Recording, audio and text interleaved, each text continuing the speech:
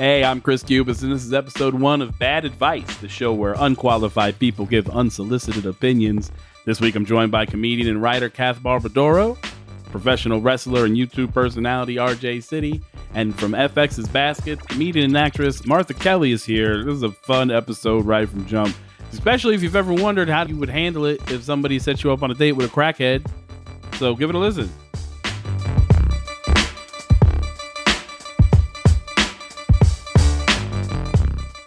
Welcome to Bad Advice. This is the inaugural episode.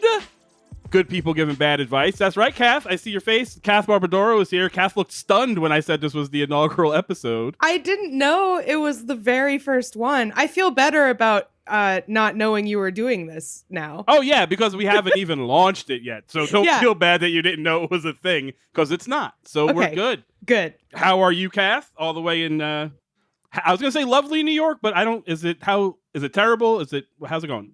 It's pretty lovely right now, honestly. Like as far as compared to how most places in America are, it's not the worst. Like everyone thinks coronavirus is real here, which is like a big step up.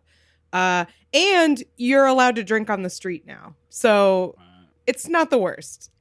I'll take it. That they've really loosened up the booze laws here too. Like, you just have to make up some fake thing about, like, oh, we're also a restaurant or whatever. Here's some peanuts, and then you can just sell booze.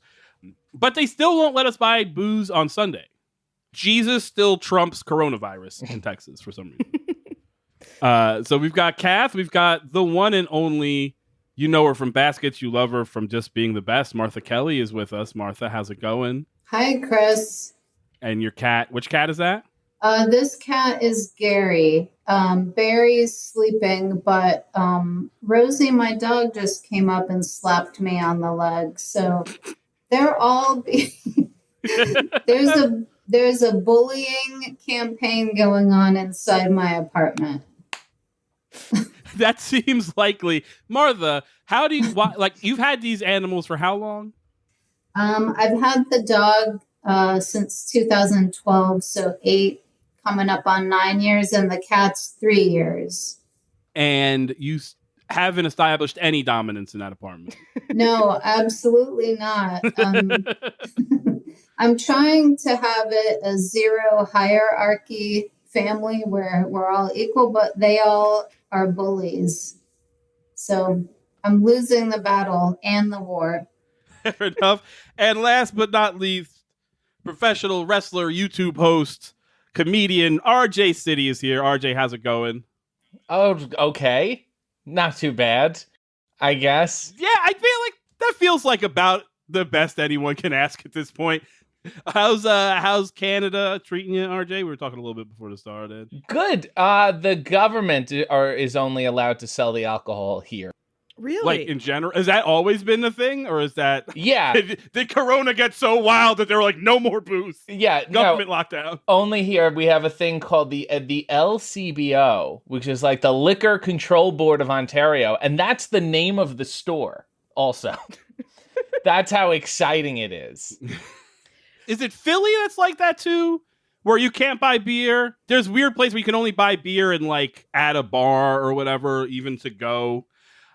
Is it so? I feel like here it's a scam. It's just a way to like charge more or whatever. Is it that up there, or is it just like some other thing that is Canadian and we don't understand? It's definitely a scam, but it's good to know when you walk into that store that if you have questions about wine, they will be answered by someone who knows what they're talking about. Fair enough. I'll take that. So fuck it. Let's jump into our first question. By the way, if you don't know, we answered. I don't know if I'm allowed to say Dear Abby, but it's what we're stealing these letters from. So we're just going to say it, and then maybe I'll talk to my producer and we'll edit this part out. But let's get into our first advice letter.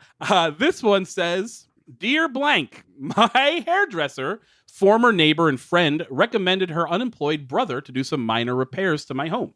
He and his sister were trying to push me into a relationship. I am a widow with no children. I have no mortgages, car notes, etc. I'm not wealthy, but I am well set. My hairdresser recently mentioned that her brother was using crack cocaine again. I'm furious that she didn't disclose her brother's addiction sooner. Should I let it go or confront her about this? I really don't want to lose my hairdresser. Signed, Styled Right in the South. Okay, so I want to judge this lady a little bit. However, I think I might like her because of how casually she brought up crack. That was such a casual transition into the usage of crack cocaine that I think she might be kind of cool. It is an interesting, like, she really buried the lead. Like, I thought this was going to be like, oh, he did repairs to my house and he did a crappy job, or, you know, like something like that. And then, bam, crack cocaine. Right. Also, she seems like I'm guessing white. Because I'm just guessing white. That's the feeling I'm getting. She seems like an older white lady, very prim, like Southern belle doing her hair. So like that's the vibe I was getting as well. So what I'm trying to say is like, oh, she's going to say like, oh, how do I navigate this uncomfortable social situation? I think you are in the perfect example to say, hey, I don't want to date your crackhead brother. Is that too rude? Could she just say, well, wait, did she say, did he already do the repairs? I've lost the part about the repairs. I think the bigger issue here is that they're trying to get her to date this man who also is a crackhead, right? Isn't that he and his sister were trying to push me into a relationship? Right. My like sense of this chronology is that he did the repairs. Right. And then they were like, hey, he did a great job, right? He's really great, right? You guys hit it off, right? And then are trying to... And she was probably I feel like she wouldn't be upset if she wasn't kind of considering it, you know? Oh, yeah. She has to like him at some... Because let's say if the repairs are done, she doesn't want to date him, who cares if he's doing crack? Yeah. Okay. See, to me, the violation, you have to respect the living boundaries, okay? Mm-hmm. The neighbor thing, I had already made up my mind halfway through you reading the letter, and that is so strong to me that the crack cocaine comment undeterred my advice that I'm going to give, okay? I was unmoved by it. It's so wrong, first of all, to have your neighbor cut your hair. Okay? Like, stop right there. Okay. Like, you're already wrong. Maybe in an emergency, if you need a trim or suddenly you need a bob, like, fine. Okay? But you should be like, oh, that's great. That's so nice you cut hair. I'm sure you do a very good job. But you don't. Your neighbor should be your neighbor, and that's it. Mm-hmm. When I was a kid, I lived next to this girl, same age, had a huge crush on her. I knew even then, could never date this person. Because whether it goes well or whether it goes not, it can't. Because she's literally, we're separated by, 6 feet. Yeah. It's crazy. You sound so well adjusted because my first thought was like, oh, she's right there. That's perfect. I don't even have to drive across town. I couldn't ask for a better situation. That's the whole thing. The girl next door, the boy next door. That's yeah. Unhealthy. You're 100% right. If that goes bad, you have to move, and that's not good. So you're probably right. Yes. Here's my other point with this lady, right? Can she stop seeing the crackhead brother, continue to get her hair done? Is there a way to? Because what her biggest issue is not losing her hairdresser, not the friend. Doesn't give a fuck about her friendship. Only cares about this hair. So can she pull off? What's the move? How do you go, you know what? I really liked your brother. The crack thing maybe is a little bit much, but how's our standing Thursday? Do we still have our appointment? Is it possible? I don't even know. One of these things has to go. You're probably right. Martha, let me ask you a question, Martha. Because I'm guessing also based on the fact that she's a widow, doesn't have any kids, but there's something tells me she's a little bit maybe older.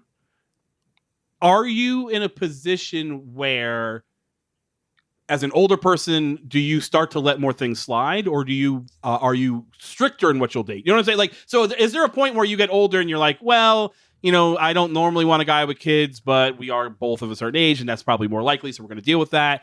Or do you go, no, I'm going to stick to my guns. I'm older, so I'm more entrenched in my ways. Is there a point do you get older and go, well, a little crack? Is it every day? Is it a weekend crack? Well, first of all, I am, as a young millennial, I can't really comment too much on what old people do. But So I didn't say old. I never said old. I was very, very adamant about not saying old. I might have said older. As a young person in my late 20s, I don't want to deal with any bullshit from anybody. I will say, obviously I'm actually 52, but I live alone, and that has made it like when you get to be 52 and you live alone, and you don't hate it, it becomes a lot easier to not want to deal with any kind of bullshit from intimate relationships. I feel like I'm pretty tolerant of casual bullshit, people I don't have to see all the time. But yeah, I don't see any incentive for her to date him. Just what RJ said, based on being a neighbor, not a good idea. Based on his sister being her neighbors, that's too close.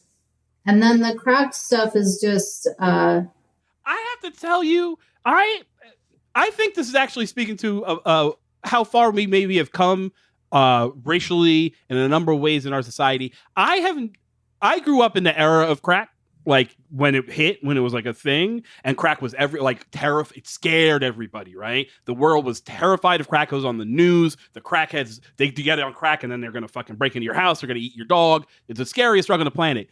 You two white people are so unmoved and unfazed by this man's crack usage that it actually is warming my heart a little bit. It feels like maybe we've all learned to sort of grow in this moment. It's actually kind of feeling nice. I thought to myself, my second question, my follow-up was, how long has he been doing it? Because if it's like, decades long, I was like, maybe we're in trouble. But if he's, let's say, 55, 60, and he just started within the past couple years, maybe it's like, I have several white friends who've smoked crack, so I don't view it as it's more, my concern is more that if he was sober for a while and now he's relapsing, that is a train wreck. No matter what the substance, you don't want to deal with that in any setting other than a 12-step meeting or a rehab. That's my opinion. So I think we can all agree at this point she should, if we're going to give her any final advice, it is probably don't date this guy. You seem troubled by this, and find a new hairstylist. Right? Can we all agree? I would suggest she moves. Neighbor was in the very beginning of all this. She still has to. I forgot about the neighbor part. Yeah, she probably does have to move at this point. That is unfortunate. Or get some mean dogs so that they don't come over uninvited. Fair. So we've got move and we've got mean dogs. Kath will be back in a second. She's having some internet issues, so we'll ask her opinion when she comes back. This one, let's see about this one. This one says, we're going to move on to our next letter. Dear blank, a casual friend sent me a video of a comic doing a very lewd and vulgar routine. I was offended by it and forwarded it to my girlfriend to find out what she thought about it. She got very upset and told me I was being disrespectful to her by even passing it on to her. I should add that we met online and have been talking on the phone with each other for only a month during this shelter-in-place time. This incident nearly ended our new relationship. Was I wrong to send her the video? And what should I do now to save what I think is the most wonderful relationship I have ever had in my life? Signed, No Laughing Matter. I think that's a perfect name to sign off on this, as you both sound like humorless twats. I don't often get to use the word twat, but here's the thing. I understand you can be offended by comedy, right? There are things comedy I find offensive. There's things I find offensive, whatever. I can't imagine seeing a stand-up set that was so bad. Well, that's not true. I've been to plenty of open mics, but I can't imagine seeing a stand-up set that was so bad that would end a relationship. And it's not a relationship with the person doing the stand-up. You know what I mean? It's the explicit sexual part of it. And I don't know, maybe Kath can answer if this is a universal female thing, but personally, if someone I don't know that well sends me anything explicitly sexual, it can make it feel like they're trying to test what my boundaries are, and then I don't feel totally safe. That the not being funny part is that part. I don't know why you break up with someone, but yeah, maybe that's it. But maybe he could just tell her. Maybe it doesn't sound like he was doing it to make her feel uncomfortable. He was trying to get back up that it was awful. Yeah, I don't know about that. If I see a video that I find horrific, I don't, and I'm like, oh, this is horrible. My first move isn't to then send it to somebody else and see if they also find it horrific. I think he thought it was funny, sent it to her, she didn't find it funny, and now he's backpedaling. That's pivoting. my read. Yeah, right? I think so. It is funny to think about it that way, though, because it's like, it's the same impulse that makes people be like, here, smell this. And you're like, no. I just saw you smell it.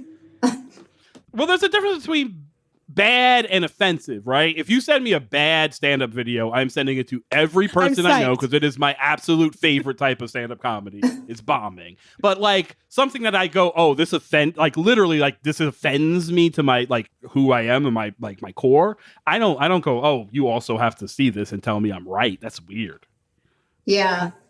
Especially because it sounds like it got sent with like no, it wasn't like there wasn't like any pretext. It was just like, check out this video, which you would not do if it were like something that was shocking to you, you know?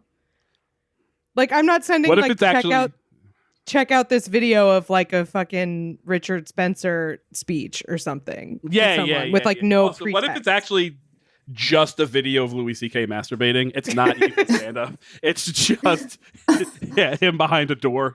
But he said, what did the guy call the video? He said it was lurid and vulgar? He said very lewd and vulgar. Yes. Okay, so he at least understands that, right? Sure. Whether he approves of it or not, he knows it's kind of on the edge. That's also a really good reason why, like, that's maybe something that you should watch together. You should wait till you're together. That way, if it's not going well or you sense they're not like, you're like, oh yeah, that was really weird.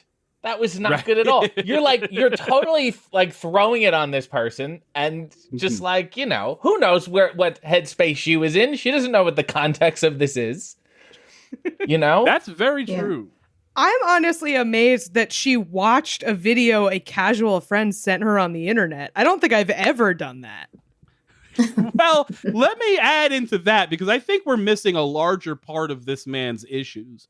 Also, I don't know. I'm saying man. It could very well also be a woman. I don't know. I'm gendering a person. Oh, yeah. I guess I'm being misogynist by assuming someone who was offended was a woman. Well, no, he does say forwarded it to his girlfriend. So the final person who read it is a girlfriend, but it's the he. He hasn't. Right. The first person hasn't gendered themselves, so I don't know if that's whatever. Regardless, here is my bigger issue. They have also this may lean me into to women here. So they've been they met online and they've been talking on the phone with each other for only about a month. That's the entirety of their relationship, according to this letter. What should I do now to save what I think is the most wonderful relationship I've ever had in my life? Yeesh. Am I? Yeah, right, Kath? You're making the face my heart made. You have spoken on the phone for a month, and it's the most wonderful relationship you've had in your life? I mean, I guess it's possible, but that seems... That sounds like you don't want to be in a relationship. Like, if that's the best kind of relationship that you've had, like, I don't think you want to have a relationship then. Because that's like, there's something wrong with long distance relationships. They can work for a lot of people, but like, usually with the, like, that's not like the good part. It's not like the best part of the relationship is when you're only talking on the phone and not seeing each other. So I don't know. I think he should send her the best of the Carol Burnett show. Like a That would box save it. set. Yeah. Yeah. You got, what would be? Yeah. So if she doesn't like, could just Brian Regan CD? Like, what is the wholesome comedy that he needs to send her? Very true. The John Mulaney kid show, just like something extremely wholesome, and also, but still very funny. I think that would be a good apology gift. Yeah. So I guess the question is, his ultimate question is, was I wrong to send the video? Yes. Don't send people videos of, for starters, stuff you don't like. Videos. Also, don't send people videos. No one cares. Unless you know the person, you know what they like. Stop bothering me. I'll find it. We're all on the same Twitter. But more to the point, what does he do to save this relationship?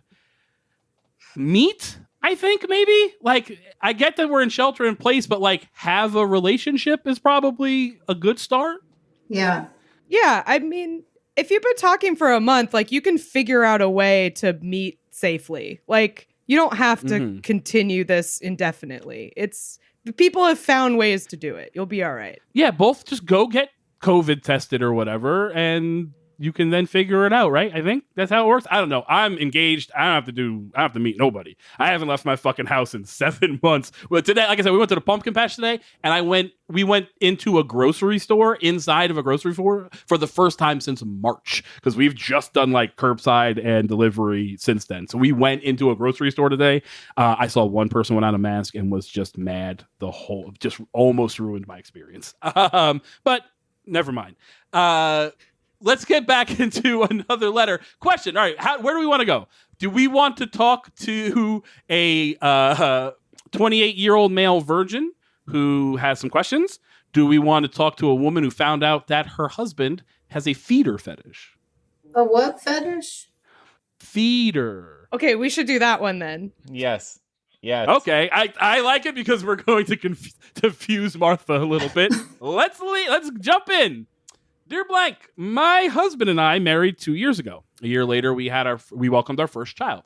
I never imagined I would ever want a divorce. Well, I found out early this year that my husband has a fetish fantasy about bigger women. He actually said it, parentheses. He is a feeder. He has purchased books related to these things and watches videos and reads stories about it while sitting next to me on the couch. It turns him on. He has asked me to consider gaining weight. I told him he needs help. I made an appointment for him to see a therapist, and I am forcing him to go. I feel cheated on and disrespected. I don't know how to handle this bomb he dropped on me. I don't know how to be with someone who has such a strong impulse. I hate to feel at fault for walking away and breaking up our family, but I can't go along with this and risk my health. I also don't know how to live apart from him. Any help is appreciated. Signed, wife of a feeder. Martha, have you figured out what a feeder is by the concept? Does this mean that he wants to feed her food during sex? It's not so much during, from what I understand. It just, he wants her to get big. And to do so, he wants to feed her food. Okay. He gets excited by the idea of feeding her to the point of fullness and her gaining weight because of that. Yeah. Wow, I definitely know men and women who prefer bigger body types. I've never heard of that specific thing, though. And also, I'm having a hard time carrying. I'm a little bit stuck. I'm a little bit stuck on the part where she said, I don't know how to live apart from him. Yeah. Well, I don't know what you did before that. You've been married for 2 years. So what did you do for the 40 years before, or however long? I don't know. Yeah, I'm sorry I said I do. It's not that I don't care. I don't know what. It's entirely possible not to care. That is often my position on most things. It seems like it's more just like, what do you do if the person that you're with has a fetish that you don't have? My thing would be like, get to know people really well before you get married, and maybe ideally don't get married. Not saying that to you and Maris, just saying you guys have known each other a long time. But yeah, That's true. I don't know what you can do if you find that out after you're already married with kids. I also definitely have a conversation about what people are into before making a lifetime commitment to them. But also it's like, he might have this fetish but not want to act on it. Like he might be turned on by this, but also be like, yeah, I know this would be bad for your health or whatever if I were actually to act on this. Although I guess he did say that he talked about her wanting her to gain weight. But I feel like that could be in two different ways. It could be, look, we're getting older. If you quote unquote, let yourself go, you don't have to worry about that with me because I find that attractive. Or it could be, hey, you should gain weight, which those are very different things. For sure. As an overweight woman, I have dealt with these people before. I've never dated a feeder, but I have encountered these people on dating apps, and there's a pretty wide spectrum. And the people who actually actively want people to gain weight are that's kind of weird and controlling and can be borderline abusive. But some people are just have a thing they're horny about, and that's fine. That is fine. I do think it is important to say we don't want to kink shame anybody. It's, if this is your thing and you find somebody else who it's their thing, have at. Obviously, the biggest issue here is you don't spring a fetish on someone, right? Yeah. Right, that's some shit you have to slowly lead somebody into, and particularly before you marry them. Don't sit next to them on the couch reading your erotic feeder porn. That is so wild. Look, read porn, that's great, but don't you're both watching the Great British Bake Off, and now you're oh, maybe we have a little cake week in this house or whatever. That, come on. Because now she's got to look back on the relationship for clues and stuff. Yeah. And when they did the wedding cake feeding thing, and he kept feeding it to her. So must have been that. I'm such an idiot. That was a son. You can't. And I think if it's something that obviously he seems very passionate about, it is something that you should spring on a person when there's still a low risk of breaking up. Yeah. If it's that important to you, this is fifth date conversation. If it's that important to you. Absolutely. Yeah, this is not after you have a child. Right. Yeah. No, that's insane. It is weird. I don't know how. I'm always grateful I don't have one of those things. I don't have anything I think that is particularly so far outside the norm that requires an uncomfortable conversation. You know what I mean? So how do you, if you're in his shoes and we're telling him, oh, obviously just have the conversation, that's a hard fucking topic to broach, I would imagine. Do you just sort of always suggest buffets when you're picking dinner and just sort of try to lean in from there? What's the approach? Yeah, I mean, I feel like you just have to be with somebody who is very willing to have those conversations, or they're probably going to be weirded out by that fetish anyway. That almost feels like you got to meet on a specialty website. But I feel the odds of you meeting somebody that's the other side of that puzzle piece just randomly, that's a very specific corner piece. You know what I mean? That's going to be a hard. You don't randomly run into them at Starbucks or whatever. Also, stop approaching people at Starbucks. I don't even know why I said that. I do feel a little bit on the side of this is one of those fetishes that, and I'm going to get shit for saying this. No, I'm not. No one listens to this. My point is, this feels like a very specifically gendered fetish. Does that make sense? I can't imagine there's a ton of women that are well, maybe there, I don't know. Do you think there's a lot of women that are trying to feed the feeder women for the man that they want to make obese? Theoretically, it must exist, right? Right. Even if we haven't seen it, it's certainly possible. Yeah. Do you think I guess I never met them, but it's because I started fat? You know what I'm saying? Do you think a feeder? I can't imagine a feeder starts with a fat person. They probably want to start with a real skinny person and plump them up, right? Seems more rewarding. Plump them up. Yeah. The long-term project of it, Yeah, you want to see the gains, right? When you're big, and you gain weight, it's hard to see that I gained 10 pounds. You know what I'm saying? But if it was Ryan County, friend of the podcast. If it was somebody skinny, you'd be like, oh, you gained 10 pounds. That's right there. How is he a friend of the podcast if this is the first episode? How have you established that? You're 100% right. He did some of the pilots. He's just a friend of ours. Valid point, though. I just using terminology that I shouldn't. Maybe he hates this podcast. It's entirely possible. He does now, for sure. He for sure does now. All right, this one's weird. I'm gonna read this letter because it is okay. So this one, dear blank, 3 months ago, my husband ran into a second cousin he hadn't seen in 40 years. They were close for a short time during high school and saw each other a couple times after that. I was not aware until recently that he had looked her up on social media and has been communicating with her every day since then. I didn't think much of it when he did tell me until one night when he stayed up on the computer with her until 3 a.m. He has lied to me about the number of times he's been online with her, and if she calls or texts, he tells me it's someone else. She sent him pictures, which I saw, yet he denied receiving them. One time, he forgot to sign off on a message he sent, and of course I read it. To my shock, he was confiding a lot of things he has done while married to me that I was unaware of. It hurt me deeply, and I told him so. Recently, I was in the hospital. When I called him a couple times at night, he claimed he didn't pick up because he was tired. I found out later he was on the computer with her. I have asked him more than once why this relationship is so private, and he says they are just friends. But when I asked to see some of the things he has written her, he refused to show me. I said, fine, then I will ask her. Well, he blew up. When I told him it hurts me that he spends so much time with her in the evening, he didn't give me an answer. Am I overreacting? If so, can you please tell me how to settle down and deal with what is happening?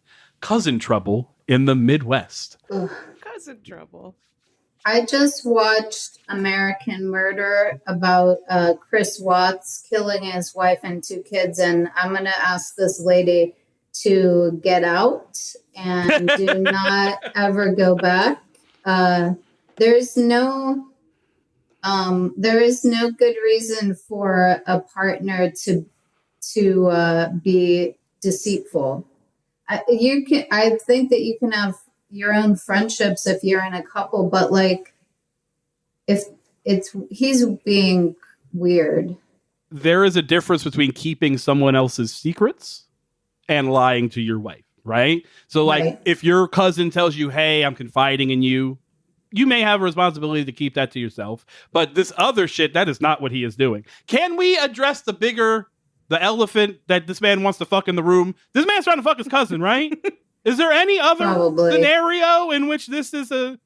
It seems Explain it to me otherwise. I feel like the only other possible explanation is that they were involved in some kind of childhood Stephen King incident where they experienced they had something traumatic and supernatural that they now have to avenge.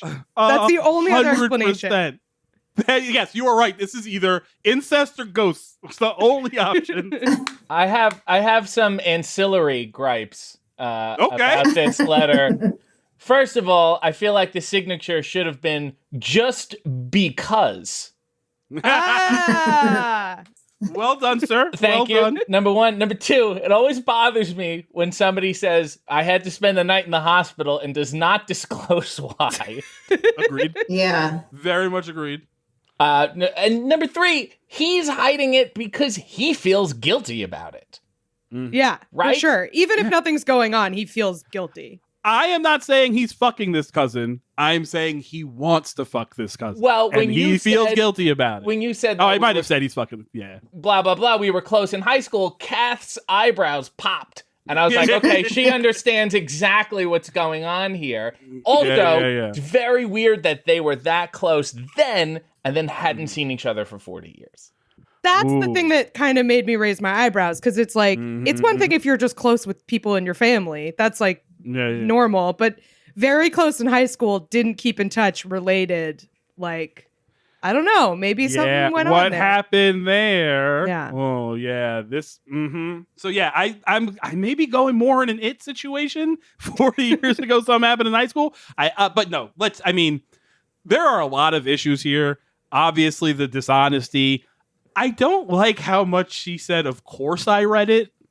I know that's just whatever, but I don't like that. You have some of your own issues.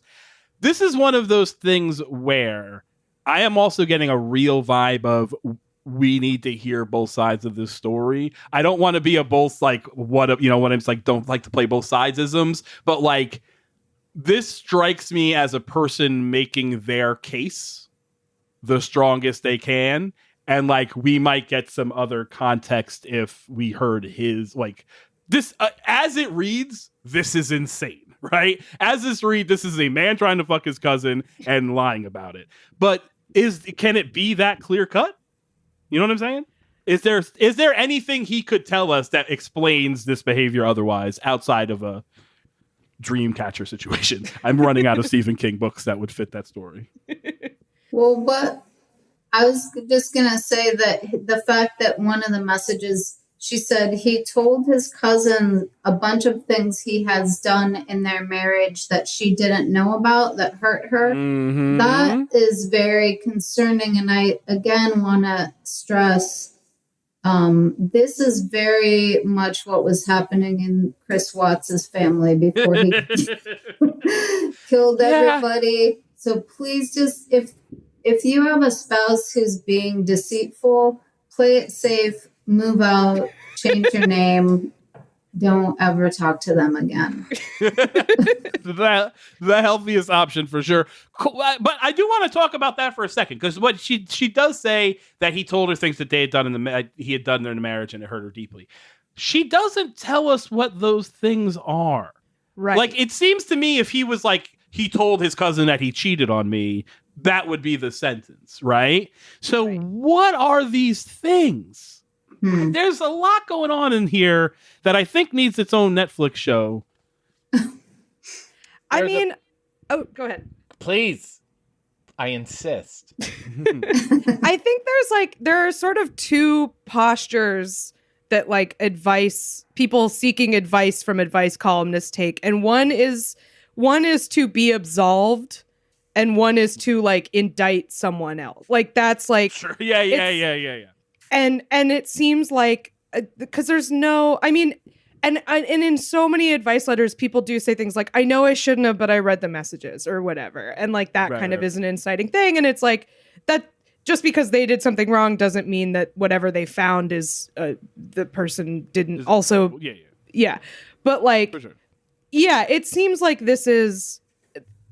If she might just be very nosy and the things that he told the cousin were like, I don't like my job or something. And it's like, they don't communicate well or, as opposed to things he's done, like, I don't know, just things that she cooks this thing and I don't like it or something,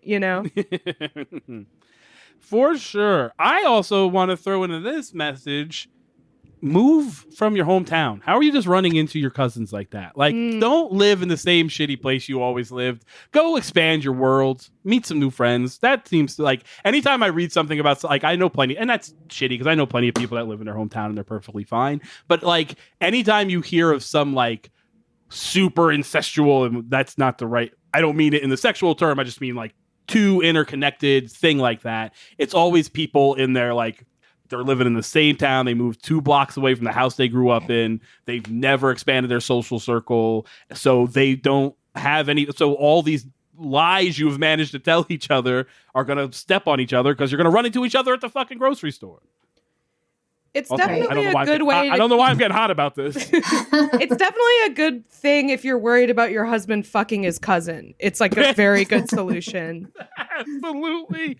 Do we blame any of this on pornography? I don't like to blame things on pornography, but pornography has taken a real cousin fucking turn in the last few years. Step siblings, cousins, all that shit has been very prominent. Is any of this, was he like 40 years ago in high school, he was a real trendsetter, but now it's becoming popularized, so he's getting back into it? Nope, that was just me. Okay. I didn't know that was a trend. I am... As a Martha, as a Gen Zer, I haven't watched a lot of pornography. So yeah, Martha, there's a whole. It's very popular right now. Also, there's a lot. It's popular enough that there are like parodies of it on TikTok, by the way, I'm old, and that's another thing I've done is get into watching TikTok videos. But there will be a lot of like, oh, I'm stuck under this. That's the weirdest one, by the way. It'll be I'm stuck in something. I'm stuck under the bed. I'm stuck in the closet or whatever. I think all of that stuff is algorithmically generated. Like, I can't imagine. Like, I do think people like it, but I think it's like. Mm-hmm.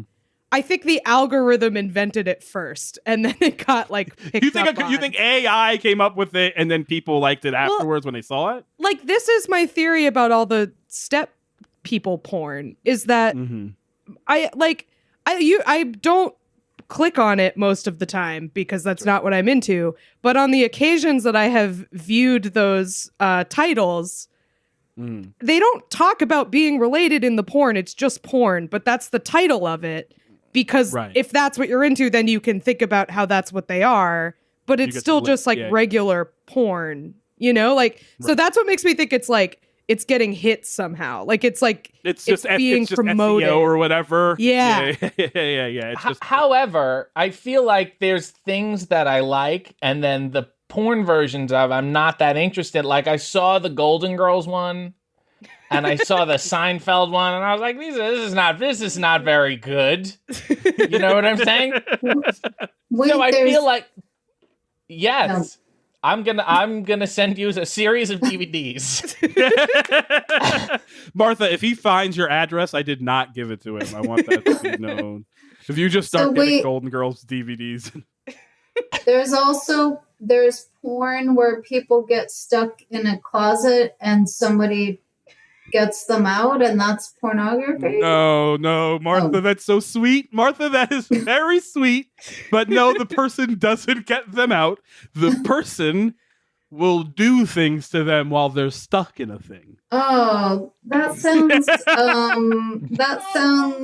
Oh, Martha, I love you so much, but that was a very adorable response. That just and the person gets them out of the closet? Not so much, no. Well, I'm going to continue not watching porn now that I've heard what's actually popular right now. I'm not against porn. I should clarify. I'm not going to watch the latest porn. Oh, that is very funny. Martha, I thank you so much for being on this podcast. I'm so sorry about the things we've taught you on this episode. Yeah, absolutely. I guess hold on. We got time for one more. We'll do one more letter here, and then we'll wrap this up. Do we want to do... Yeah, well, we're getting... All right, let's just do it. Dear Blank, I'm a 28-year-old male who is still a virgin. I always wanted to be intimate with a virgin female for my first time, but I have never met one. I have had opportunities for sex, but refrained because she wasn't a virgin. The older I've gotten, the harder it has become to achieve my dream of being someone's first and sharing this wonderful experience together. I doubt there are any virgin females my age left. I know I have missed out on an important aspect of life that so many others have had.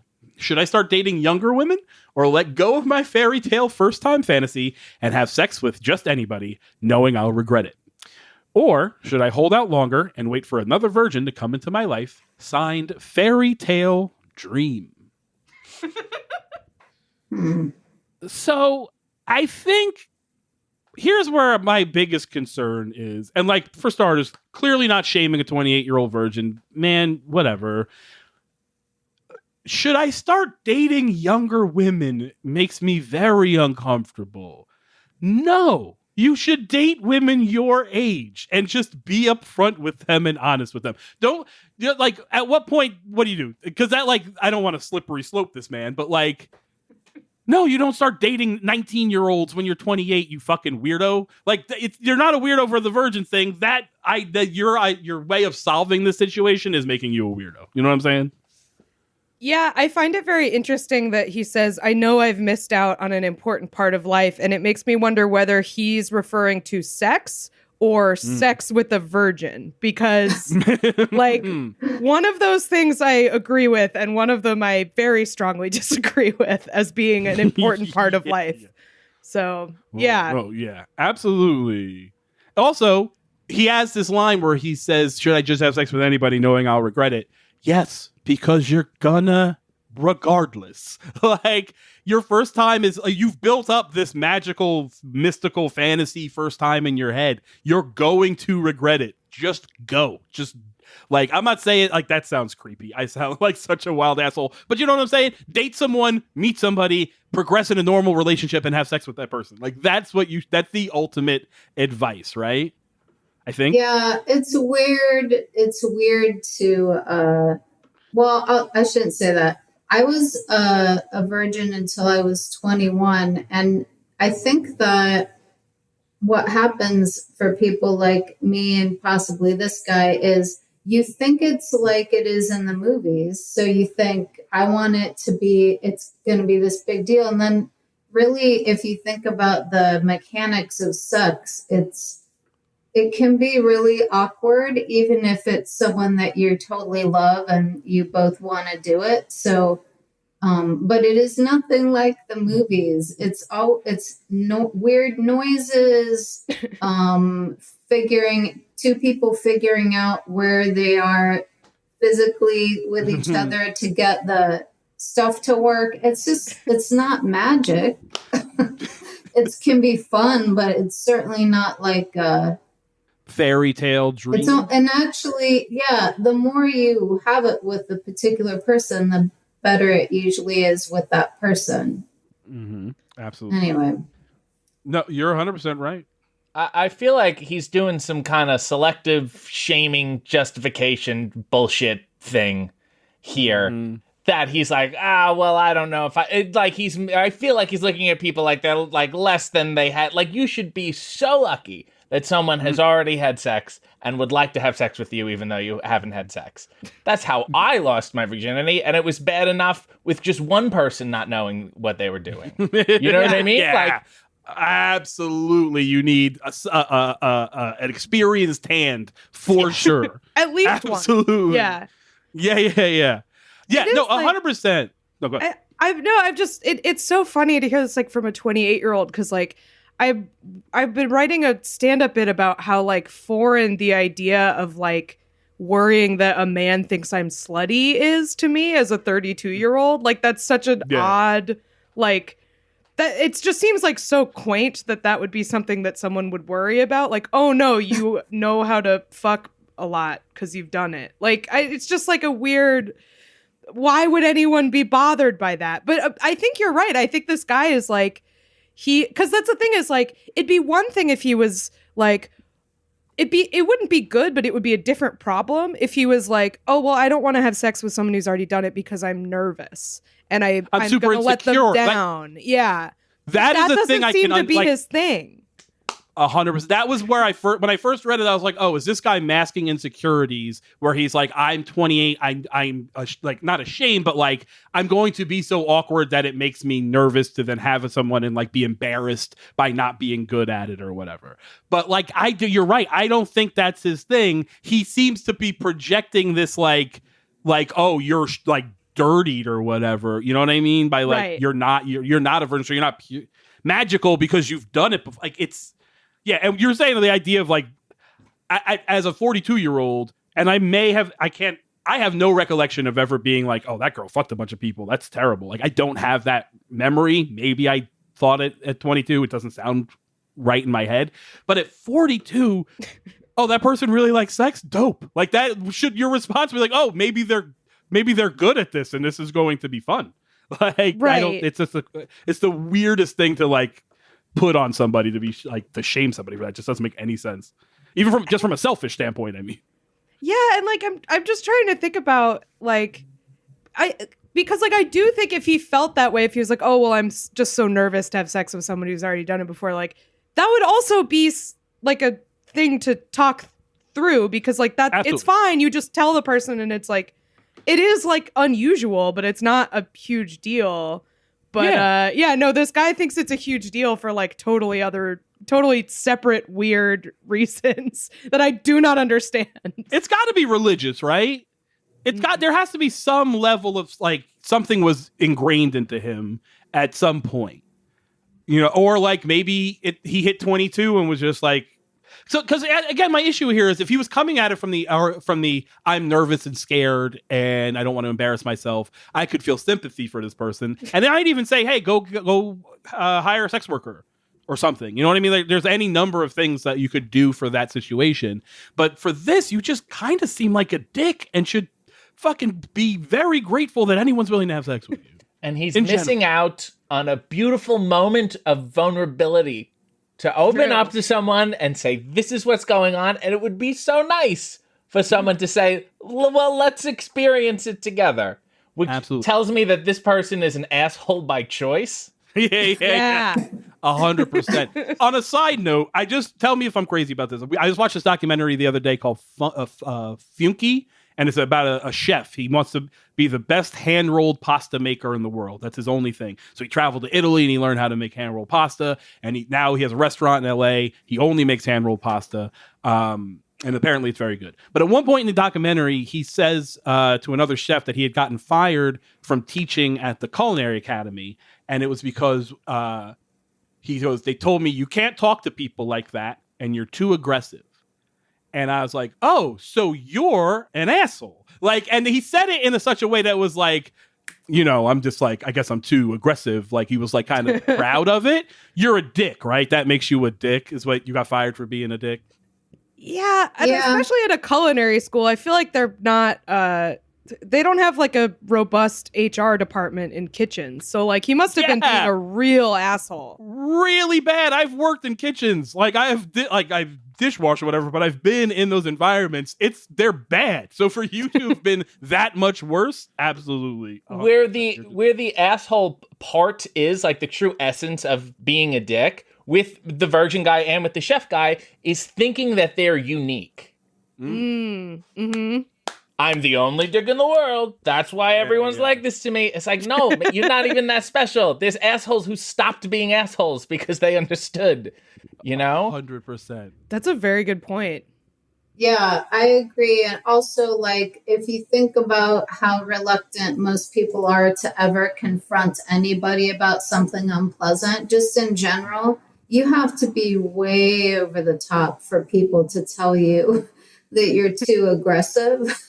Mm-hmm. Most people, absolutely true. Like, bossy people are everywhere, and most of the time you just like, whatever, assholes. But you have to be pretty bad for people to comment on it to your face. Kath, let's say you meet a guy on, I don't know, the apps. I literally am too old to have ever, like, I've been in a relationship since they were a thing. It's just I've been in a relationship since, like, I've never been on Tinder. I've never been on any of those dating apps. I've been in a relationship since they've existed. You meet a guy, he's 28. You have a couple dates. It's nice. You kind of like him. He tells you he's a virgin. Deal breaker? Not a deal breaker? Is he cool? Like what's like? Should someone in this situation be that concerned? No, I mean, it depends on the type of relationship I have with this person. If it's like, if I'm hitting it off with them to a relationship point, it is not a big deal at all. Like, it's fine. It's definitely like something I would like to know beforehand. Like, sure. Because it would definitely change my sort of approach to broaching that topic or that activity. Yeah. But like, yeah, no, I don't think, if you actually genuinely like somebody, I don't think it's a big deal at all. If you're just trying to hook up, then like, yeah, that I'm probably not gonna, because that was gonna be my question. If it's just a guy you meet him in a bar, oh, this guy seems cool, whatever, you're gonna hook up, and then he goes, hey, by the way, would that put you off a casual hookup? I mean, it depends. Like, the novelty of it might be something that depending on how impulsive I'm feeling, I might be like, this might be kind of interesting. Like, I've never had sex with a virgin because, like, I also lost my virginity to someone who already had sex. So, like, but I definitely wouldn't be like into it. Like, there would definitely be like a a thought. But yeah, I don't know. It's just with casual sex, like, you already have to teach a person so much about what you like. If the person's a virgin, you're starting from so far back from like what you need to like, what they need to figure out. And that seems like a lot of effort, you know? For sure. Well, guys, this was fun. I think we've helped a few people. Don't smoke crack with your neighbor's hairdresser. Don't fuck your cousin. Don't wait for a virgin. We've given some decent advice. You guys have anything you want us to, Kath, we'll start with you. Anything you want to plug? I know you've got some podcasts. Yeah, I have 2 podcasts. What a Time to Be Alive, which comes out every Monday. It's a countdown of dumb news stories from the week. We have a Patreon for that as well, patreon.com/whatatimepod or whatatimepod on Twitter. And then my other podcast is called Lie, Cheat, and Steal. It's a podcast about liars, frauds, thieves, and bullshitters. We just recorded 2 episodes last night. One about Dan Bilzerian, social media star, who was renting all of his luxurious goods, and John Edward, a famous psychic from the early 2000s. So patreon.com/Lie, Cheat, and Steal. You know John Edward? Is that what you said? I don't know him personally, but I remember he had TV shows and shit for sure. Yeah, he was like the medium, right? He would talk to your dead relatives. My co-host Pat Soroyce totally bought the book, watched it every day with his grandmother, was so into Pat, it. Pat, you fucking dummy. Oh, I can't wait to see Pat. I'm going to Zoom Pat just to make fun of him for that. But Martha, what do you got going on? Anything? Can people find you on the internet? I'm just every day being kind of a cunt on Twitter. That is all I have right now. Avoiding all other stuff. Yeah. What's your Twitter, Martha? At Martha Kelly 3. There you go. There are lots of cat pics for how cunty you are to make up for it. I do try to balance it out. I did just follow Martha after that sales pitch. So that was great. My suggestion would be just to Google me, and a bunch of weird things will come up. And I'll let you deal with all that. Click what you like, and then don't click what you don't, and it'll be fine. That seems like the smartest way to handle it. I am at Chris Cubas on all social media. My other podcast, Canceled, is all archived online. You can find that. We watch TV shows that only lasted 1 season, so give that a watch. And we will be back next week with more bad advice. Thank you, guys. Thanks for listening. If you like the show, please take a second and leave us a rating and a review, and subscribe on Apple Podcasts or Spotify or wherever you get your podcast fix. Share us on social media. All these things really help people find out about us, so that helps the most. And if you have any questions you want answered, shoot us an email at badadvicepc@gmail.com, and we'll do our best to get to them. We appreciate it. See you next week.